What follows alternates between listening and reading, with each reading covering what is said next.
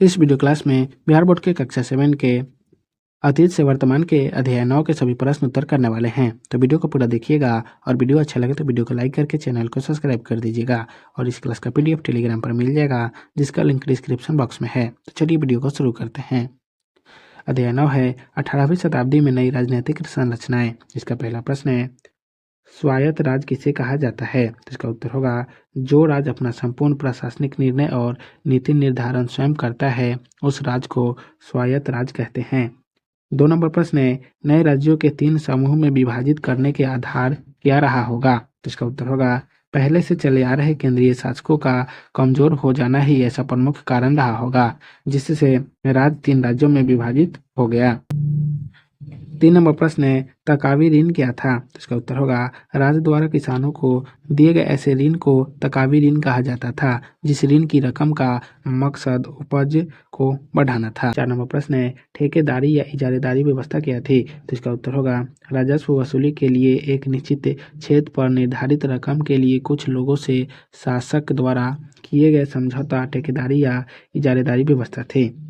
5 number प्रश्न है, चौथ किसे कहा जाता था? तो इसका उत्तर होगा, मराठों द्वारा पड़ोसी राज्यों पर हमला नहीं किए जाने के बदले किसानों से ली जाने वाली उपज का चौथाई भाग कर को चौथ कहा गया।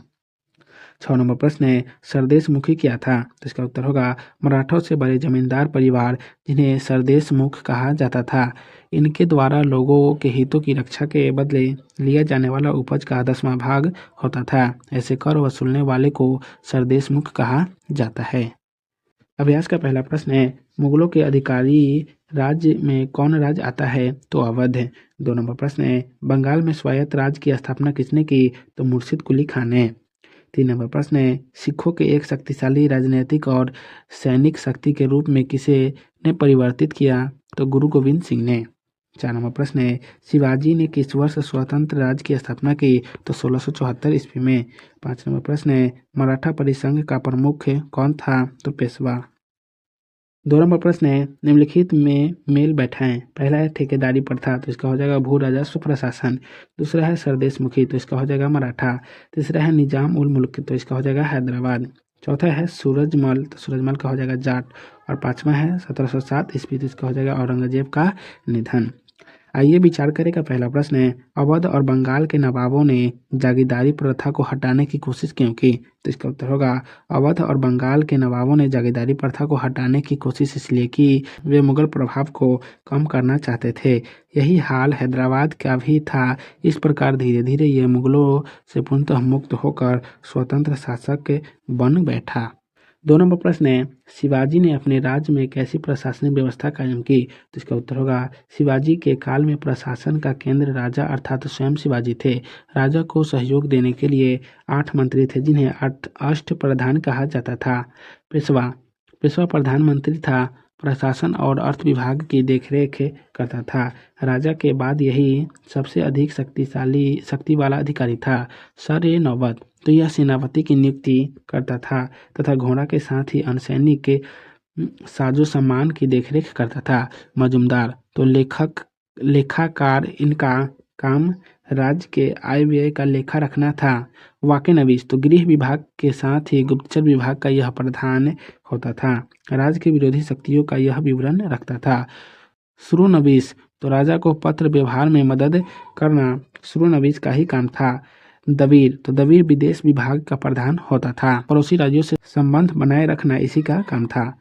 पंडित राव, तो पंडित राव धार्मिक मामलों का प्रभारी था। विद्वानों और धार्मिक कार्यों हेतु मिलने वाले अनुदान का वितरण यही करता था। न्यायाधीश शास्त्री, हिंदू न्याय प्रणाली का व्याख्या न्यायाधीश शास्त्री ही हुआ करता था। 3 नंबर प्रश्न है, पेशवा के नेतृत्व में मराठा राज्य का विस्तार क्यों हुआ? तो इसका उत्तर होगा, शिवाजी की मृत्यु के बाद और औरंगजेब के जीवित रहने तक मराठा क्षेत्र पर पुनः मुगलों का अधिकार हो गया। लेकिन जैसे ही 1707 में औरंगजेब की मृत्यु हुई, शिवाजी के राज पर चित्तपावन ब्राह्मणों के एक परिवार का प्रभाव स्थापित हो गया। शिवाजी के उत्तराधिकारियों ने उसे पेशवा का पद दे दिया। इस नए बने पेशवा ने पूना को मराठा राज्य का केंद्र बनाया। पेशवाओं ने मराठों के नेतृत्व में सफल सैन्य संगठन का विकास किया। जिसके बल पर उन्होंने अपने राज्य का बहुत विस्तार दिया। मुगलों के कई परवर्ती शासकों ने पेशवाओं का नेतृत्व स्वीकार कर लिया। इसी कारण पेशवाओं ने नेतृत्व में मराठा राज्य का विस्तार हुआ। 4 नंबर प्रश्न है, मुगल सत्ता के कमजोर होने का भारतीय इतिहास पर क्या प्रभाव पड़ा? तो इसका उत्तर होगा मुगल सत्ता के कमजोर होने का भारतीय इतिहास पर दूरगामी प्रभाव पड़ा। छोटे छोटे राज्य की भरमार हो गई। छोटे छोटे राज्यों के सभी नायक एक मौज का जीवन व्यतीत करते रहे। खर्च को पूरा करने के लिए किसानों पर कर बढ़ाए गए। किसान तबाह होने लगे। इन कमजोरियों को अंग्रेज पैनी नज़र से देख रहे थे। फल हुआ कि अंग्रेज ने एक के कर सभी छोटे राज्यों को अपने अधिकार में कर लिया। इसके लिए इनको बल के साथ छल का भी व्यवहार करना पड़ा। अंततः किसी भी रूप में ये पूरे भारत पर अधिकार करने में सफल हो गए। 5 नंबर प्रश्न है, 18वीं शताब्दी में उदित होने वाले राज्य के बीच क्या समानताएं थी? तो इसका उत्तर होगा 18वीं शताब्दी में उदित होने वाले राज्य 3 राज्य प्रमुख थे, बंगाल, अवध और हैदराबाद। तीनों गुलाम शासन के अधीन रहने वाले सूबे थे। इसका फल हुआ कि बहुत बातों में ये तीनों राज्य समान थे। आय का स्रोत, भूत, राजस्व वसूली की व्यवस्था तीनों ने एक समान ही रखी।